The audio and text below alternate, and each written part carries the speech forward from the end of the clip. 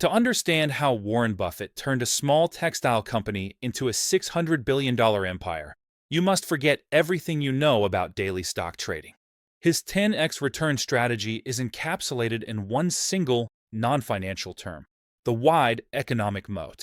This is the secret weapon that filters out 99% of all weak businesses and guarantees that the selected few can consistently compound wealth for decades, regardless of market volatility or economic recessions.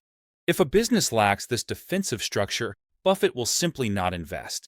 What is an economic moat? It's not a temporary advantage like a popular product or a good manager.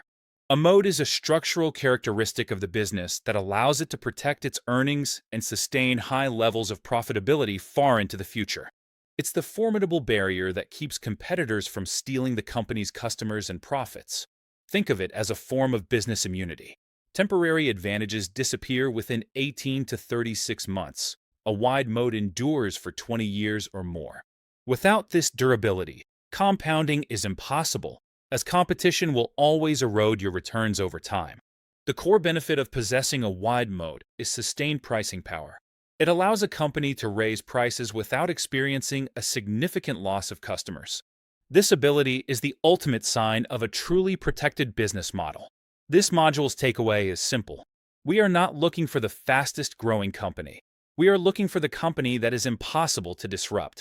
This is the foundation upon which every successful long-term investment must be If you built. want to find the winners, you must first eliminate the losers.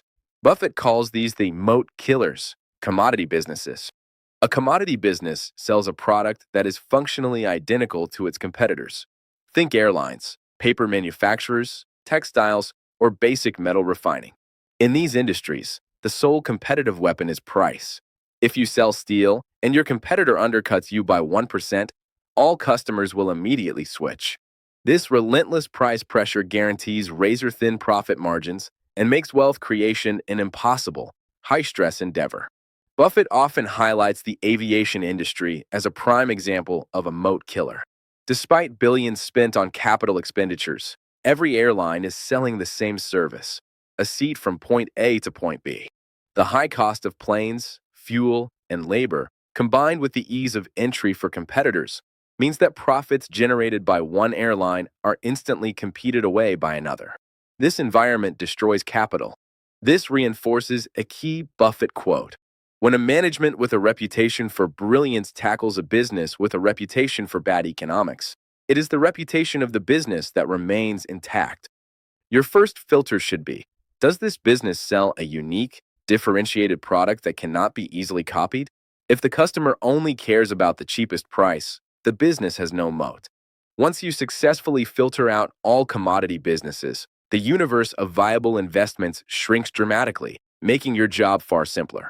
We now pivot to the 4 structural characteristics that define the wide moat companies that pass this initial screening test. Economic moats are sustainable competitive advantages that protect a company from competitors, a concept popularized by Warren Buffett. Moat Type 1: Intangible assets. These are non-physical barriers that block competitors, with brand recognition being a common form. Brands like Coca-Cola command enormous pricing power, not just from superior ingredients, but from consumer perception, history, and social signal. Another key intangible asset is patents and regulatory licenses, granting a government-sanctioned monopoly, critical in pharmaceutical and biotech sectors. Moat Type 2: Switching costs. This is the pain or expense incurred by a customer if they choose to move from one provider to a competitor. These costs can be monetary, psychological, or operational, exemplified by enterprise software like Microsoft Azure or specialized HR systems. The cost of training employees, migrating data, and risking downtime makes switching prohibitive, functionally locking customers in. The beauty of a switching cost moat is its passive nature. The customer base retains itself due to the sheer difficulty of leaving. This predictability leads to stable, recurring revenue streams, highly prized by investors for reducing business risk. When analyzing software companies, ask, how deeply integrated is this service into the client's daily workflow? The deeper the integration, the wider the Moat moat. Type 3: Network effects. This is the most potent moat in the digital economy. The value of the product or service increases exponentially as more users join it. Think payment processors like Visa or MasterCard or professional platforms like LinkedIn. If every major merchant accepts Visa and every professional recruiter is on LinkedIn, new users must join these platforms to gain maximum utility. This creates a self-reinforcing loop. More users attract more value, which attracts more users. Once a network achieves critical mass, it becomes an almost insurmountable monopoly.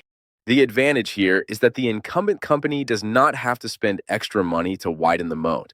The users do it for them every time they join the network. This allows these companies to effortlessly maintain pricing power and high profit margins. A competitor cannot simply replicate the network's value. They would have to convince millions of people to switch simultaneously, which is practically impossible. This moat is responsible for many of the trillion-dollar valuations seen today and is the clearest sign of a scalable, dominant business model. Moat Type 4, Cost Advantage. This is the ability to produce and deliver a good or service at a significantly lower cost than any potential rival.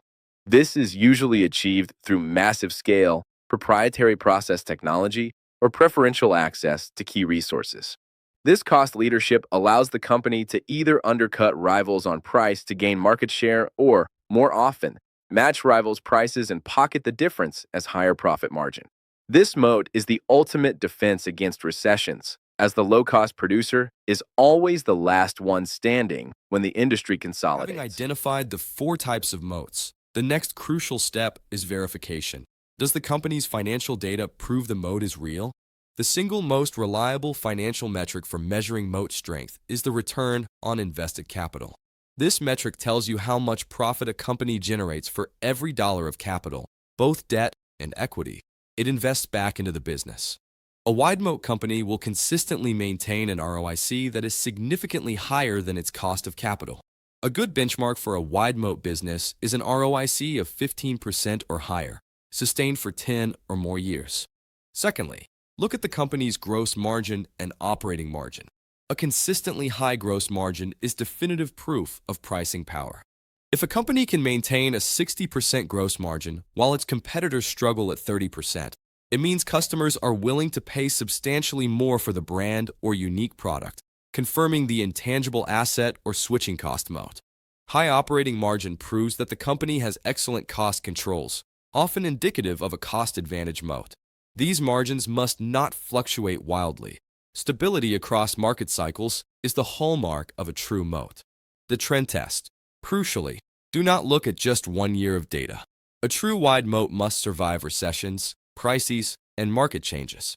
The ROIC and margins must display a long-term stable or gently increasing trend.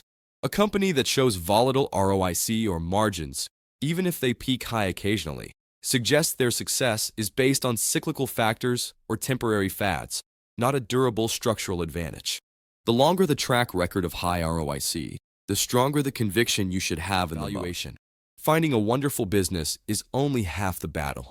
Buffett's famous quote is, "It's far better to buy a wonderful company at a fair price than a fair company at a wonderful price." However, even a wide moat business becomes a terrible investment if you overpay drastically. This is the moat trap. Today, many wide moat technology companies are trading at inflated valuations, pricing in decades of perfect growth. You must maintain a margin of safety by when the stock price is at a level that assumes conservative growth, not best-case scenarios. Use the PEG ratio as a starting point, but always use discounted cash flow analysis for precision. Portfolio strategy. Stop trying to own 50 stocks. A robust, wealth-generating portfolio is built on concentrating capital into a handful of wide moat companies. By focusing on 5 to 10 businesses where you have maximum conviction in the durability of their moat, you drastically simplify your life and maximize your returns. This allows you to truly understand the businesses you own, rather than managing a collection of anonymous ticker symbols. A concentrated portfolio of high ROIC, wide moat companies is inherently diversified against economic shocks. Conclusion. The pursuit of the moat is the single most important rule in long-term investing. It's the difference between gambling and owning durable wealth. Master the 4 types of structural moats, verify their strength with high, stable ROIC, and only invest when the price offers a margin of safety. Subscribe now for our comprehensive list of the top 10 companies with the widest economic moats currently trading on the U.S. exchange.